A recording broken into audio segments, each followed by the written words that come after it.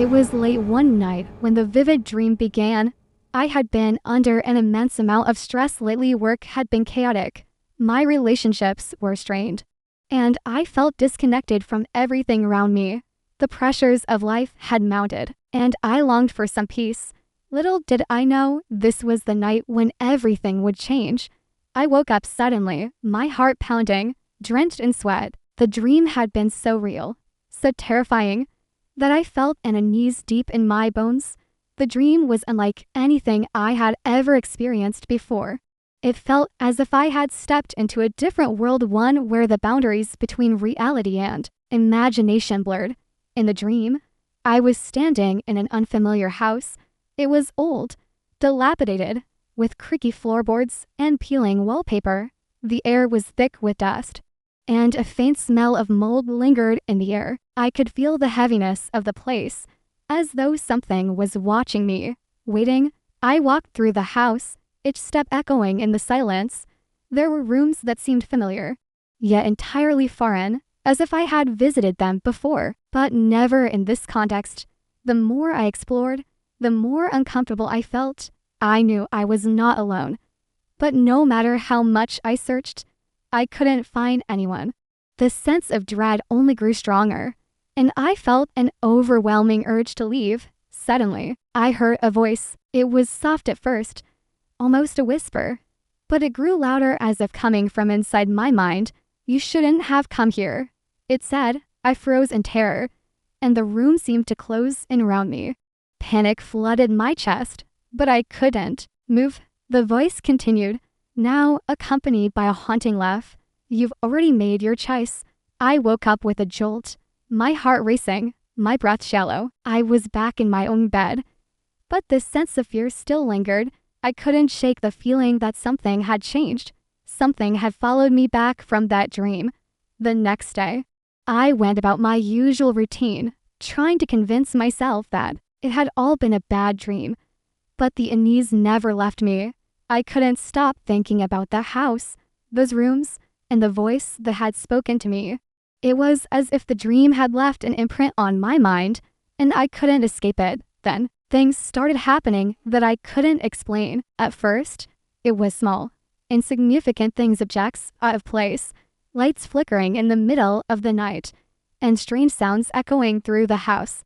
I told myself it was just my imagination, that the stress from work and everything going on in my life had taken a toll on me. But as time went on, the occurrences became harder to dismiss. One evening, I found myself in a room in my house that I rarely used. The air was thick with a sense of foreboding, and the walls seemed to close in on me. I couldn't explain why, but I had the overwhelming feeling that I needed to be there.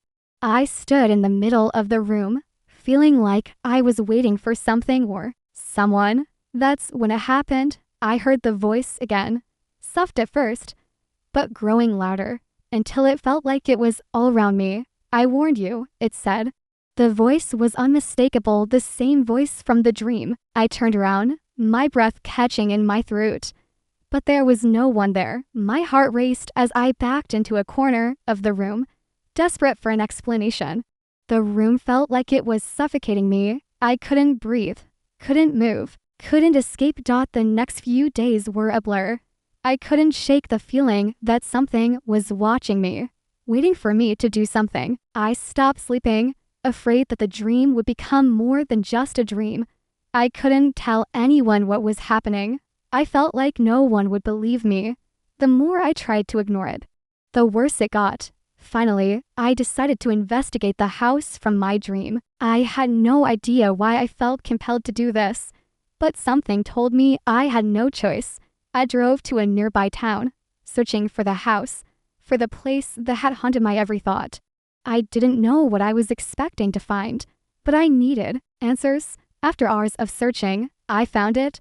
The house from my dream, exactly as I had seen it, only now it was even more decayed, as if time had taken its toll. The yard was overgrown with weeds, and the windows were boarded up. It looked abandoned, forgotten by the world. I approached the front door, my heart racing. The same sense of dread from the dream returned, flooding my chest. I felt like I was being pulled inside, unable to resist. My hand reached for the doorknob, and to my surprise, it creaked open, as if waiting for me. Inside, everything was just as I had seen in the dream: the old furniture, the dusty floorboards, the dim light filtering through the cracks in the walls. I couldn't believe I was standing there, in the very house that had haunted my mind for days. I walked through the rooms, my footsteps echoing in the silence. The more I explored, the more the house seemed to come alive. I could hear faint whispers, soft voices calling my name. I turned a corner, and there, standing in the hallway, was a figure. It was the same figure from the dream, the one who had warned me. It was a man, his face shadowed, but his eyes burning with intensity. "You shouldn't have come," he said again, his voice colder than before. "It's too late now." I tried to run, but the house seemed to shift around me, trapping me in its maze of dark rooms and narrow hallways. No matter where I turned, the figure was always there, just out of reach. Watching me, the whispers grew louder, and I could feel the walls closing in. I stumbled into a room at the end of the hallway, gasping for breath. There, on the floor, was an old photograph. It was of the house exactly as I had seen it in the dream, but there was something different about it. In the corner, there was a small, dark figure. I couldn't make out who or what it was, but I knew that it had been waiting for me all along. With trembling hands, I picked up the photo and held it in front of me. That's when I heard the voice, louder than ever, filling my mind. "You've awakened it," it whispered. "Now you belong to it." I turned to run, but the figure was there, blocking my path. There was nowhere to go. The last thing I remember is the sound of the house collapsing around me, the walls closing in, and the darkness swallowing everything whole.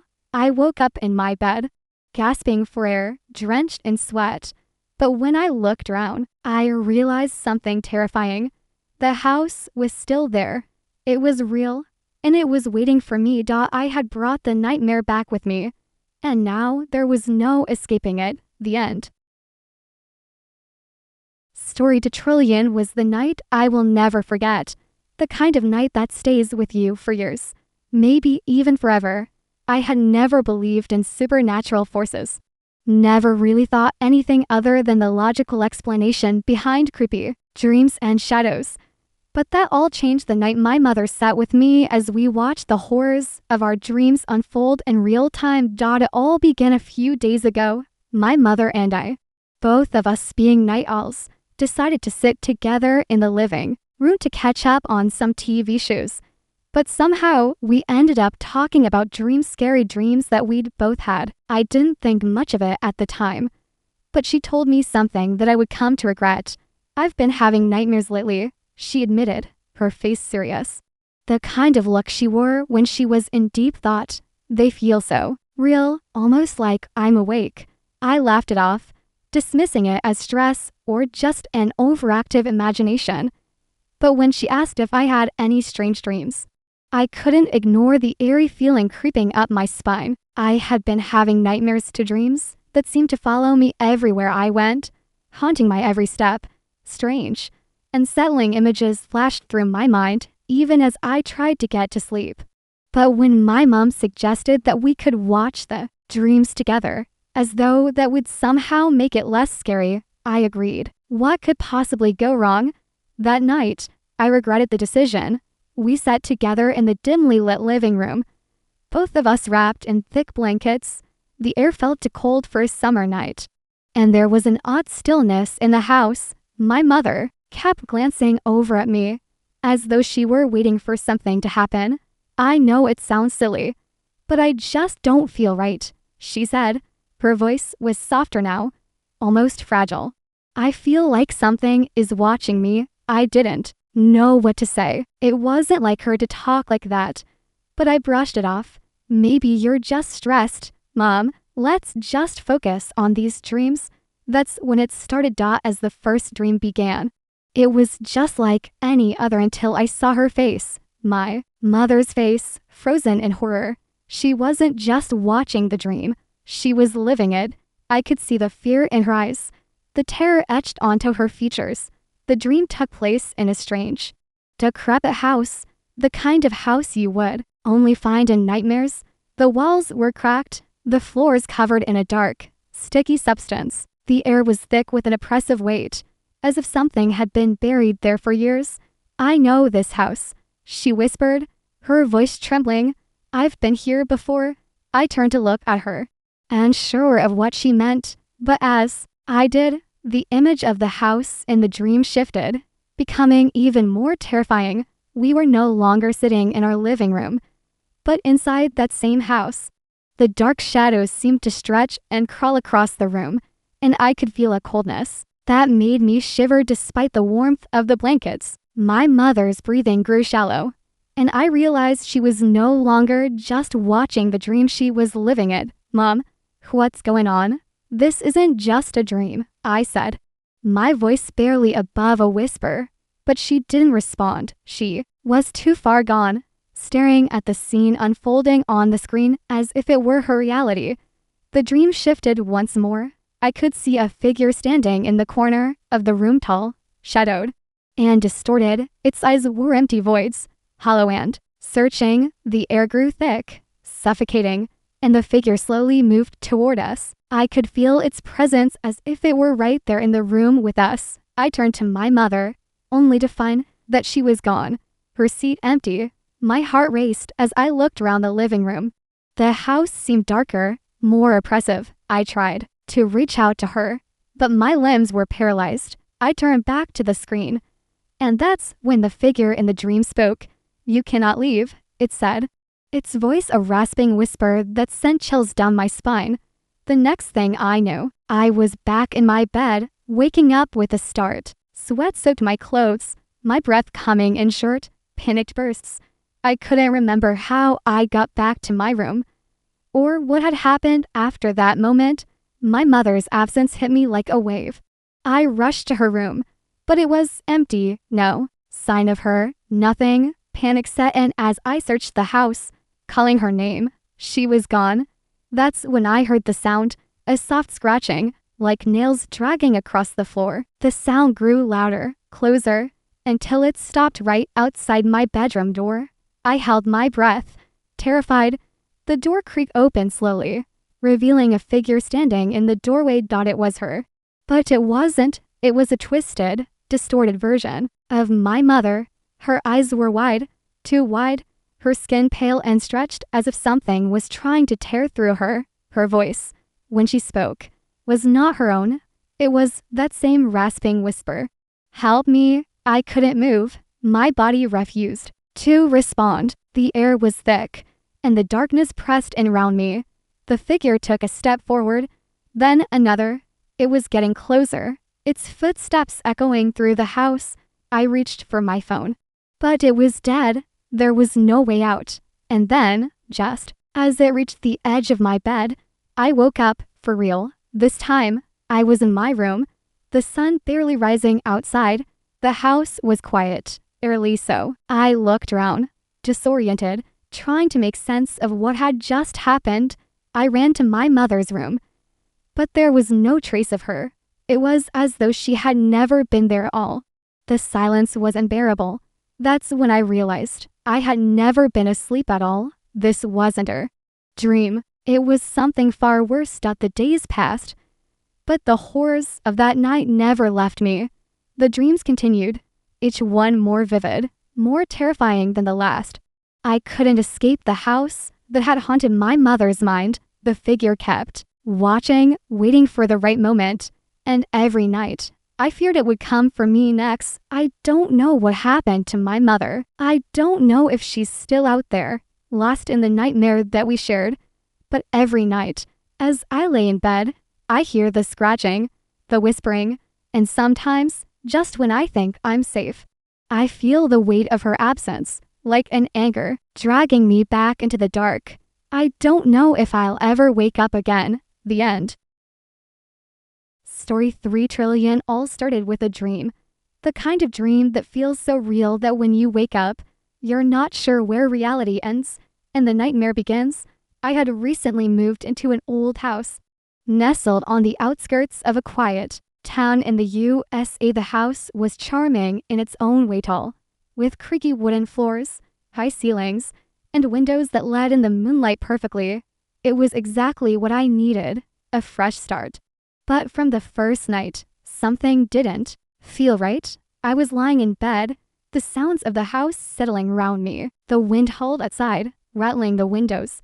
But I was warm and comfortable under my thick blankets. As my eyes fluttered shut, I drifted off to sleep. But the moment I did, the dream began. At first, it wasn't much, just a typical dream of me walking through the house. But there was a feeling, a strange, oppressive weight hanging in the air, as though something was watching me. I brushed it off, thinking it was just the anxiety of moving into a new place. But as I walked through the rooms, I began to see them. They weren't fully formed, just blurry shadows. But their presence was undeniable. They were waiting, watching me, and for reasons I couldn't understand, I felt drawn to them. One of them stepped forward. At first, it was hard to make out the shape, but as it drew closer, I could see it clearly. A tall figure, its outline distorted, like it was flickering in and out of focus. It had no face, no features, just an empty void where its face should have been. "Don't be afraid," it said, its voice raspy and low.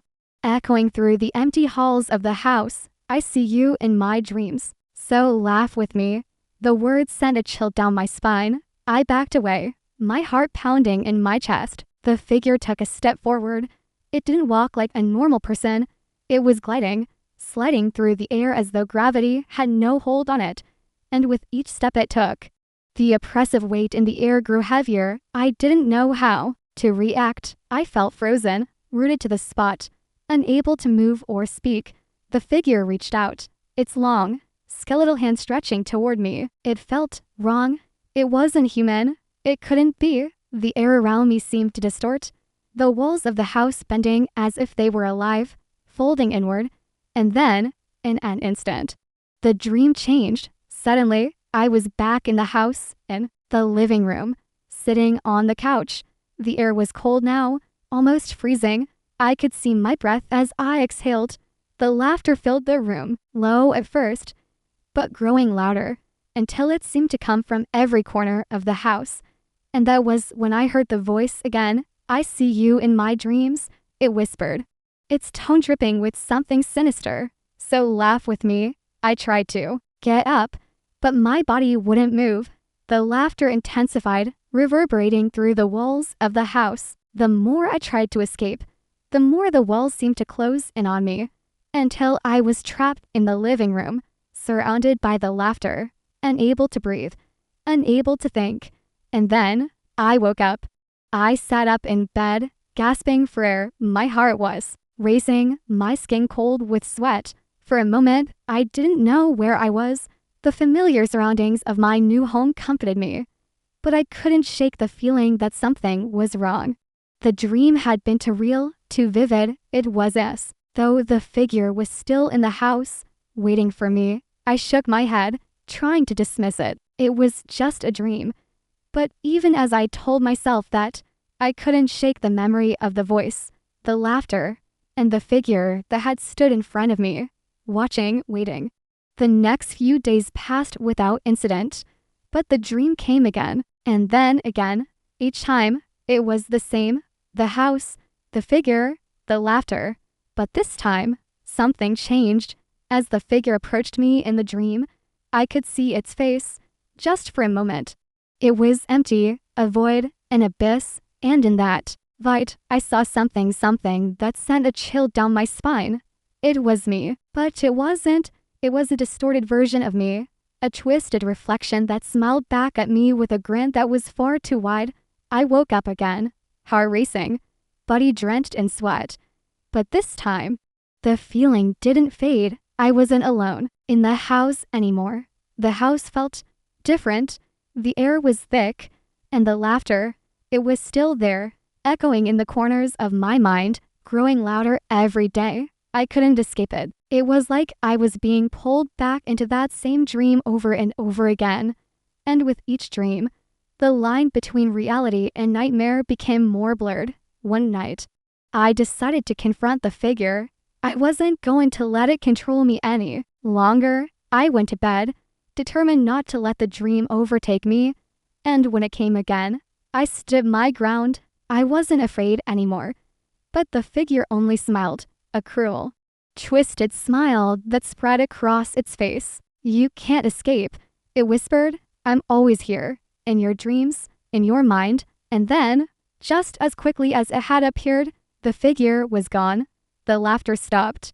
The house returned to its normal, quiet state, but I couldn't shake the feeling that something had changed. The house felt empty, silent. But in the silence, I could still hear the laughter. It wasn't coming from the walls anymore. It was coming from inside me. The next morning, I left the house. I couldn't stay there any longer. Couldn't live in the shadow of the figure and its laughter. I packed my things and drove away. But no matter where I went, the laughter followed. It lingered in the back of my mind, haunting me, waiting for the moment when I would close my eyes and drift back into the dream. "I see you in my dreams," it would whisper, "so laugh with me." And no matter how hard I tried to escape, I knew that I would never truly be free. The end.